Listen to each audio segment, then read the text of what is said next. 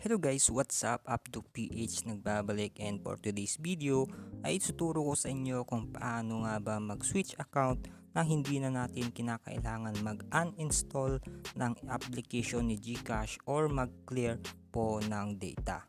So ang gagawin lang po natin guys is open lamang po natin ang ating GCash application. So dito guys makikita nyo itong switch account icon. So pindutin lamang po natin dito.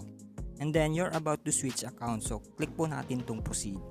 So dito guys, ilagay po natin ang ating GCash number or yung ating isang GCash number na isu-switch account, okay? And then send code. So dito guys, may marireceive po tayong code galing po sa GCash. At yun guys ay ilalagay po natin dito.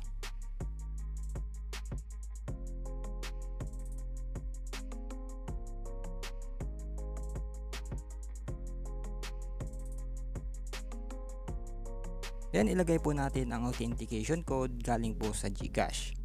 And automatic na po yan kapag dati na po kayo nag-switch account dito is wala na po kayong hindi na po natin kailangan mag-face verification. Pero kung first time nyo po mag-switch account is kinakailangan po dito ay mag-face verification muna po kayo. So yun lamang guys, and sana ay may natutunan kayo. And this video is for educational and information purposes only.